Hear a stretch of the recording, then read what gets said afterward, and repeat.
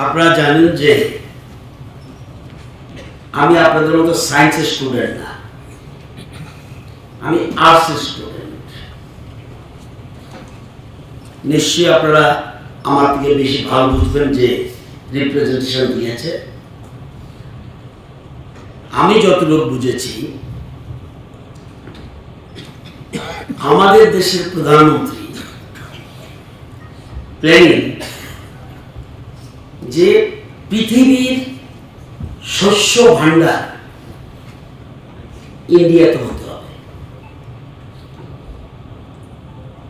পৃথিবীর যত শস্য দরকার এই শস্যের ভাণ্ডার যেন ইন্ডিয়া হয়, এটা প্রধানমন্ত্রীর স্লোগান। কারণ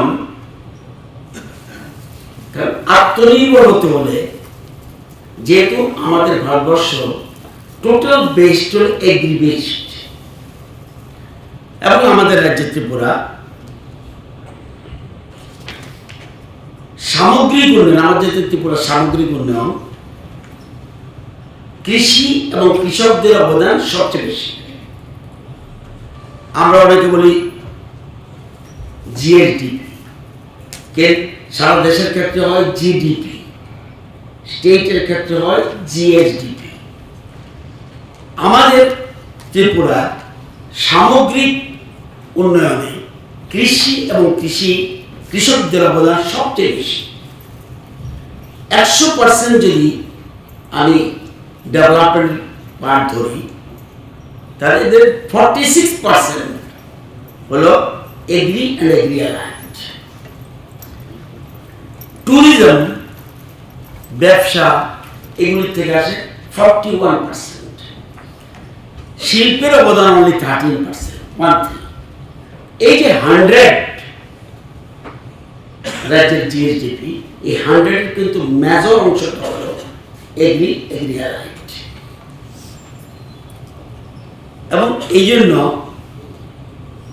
আমরা যে বলছি আত্মনির্ভর ভারত, স্বামী বিবেকানন্দ বলছে আত্মনির্ভর ভারত করতে হবে, প্রধানমন্ত্রী নরেন্দ্র মোদীজি বলছে আত্মনির্ভর ভারত, আমরা স্টেট বলছি আত্মনির্ভর ত্রিপুরা। আত্মনির্ভর ত্রিপুরা হতে হলে তাহলে সবচেয়ে বেশি প্রয়োজন আমাদের এগ্রির উপরই গুরুত্ব দেওয়া। বহু বছর ধরে আমি বিধানসভায় 33 বছর উপরে আছি।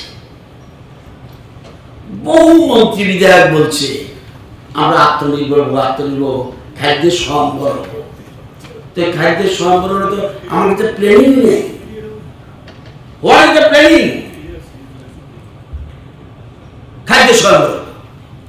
আমি এক বছর শুনে আসছি খাদ্য স্বয়ম্বর, there is no plan at all. আমি যতটুকু বুঝি, আমি আগে বলছি আপনাদের মতো সায়েন্সের স্টুডেন্ট না,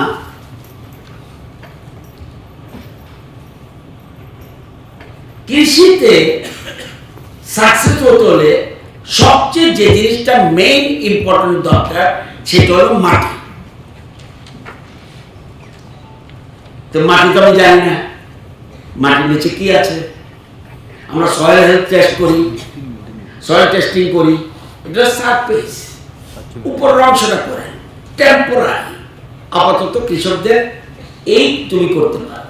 তাহলে দীর্ঘমেয়াদী প্ল্যানিং নেই আমাদের। তো মাটি কি ধরনের, এই যে একটু আগে বললো 6টা লেয়ার আছে, এই 6টা লেয়ারে কি আছে, তাহলে মাটি কি ধরনের এটা আগে জানতে হবে। নাম্বার 2, বীজটা ভালো হতে হবে। নাম্বার 3, জলের স্তর কোথায় আছে। নাম্বার 4, বিজ্ঞান ভিত্তিক চাষ। আমি ক্ষুদ্র আর্টসের স্টুডেন্ট হিসাবে আমি যেটা বুঝি এটা হলো এই 4টা জিনিস যদি করতে পারি, তাহলে আমরা এই যে প্রধানমন্ত্রী বলছে কৃষকদের আয় ডাবল করো, ট্রিপল করো বা অন্যান্য যা স্লোগান, তাইলে কিন্তু বাস্তবে সেটাকে নিতে হবে। এবং আমাদের সরকার, আমাদের কৃষি দপ্তর, সচিব চৌধুরী টিম, আমি ধন্যবাদ জানাই।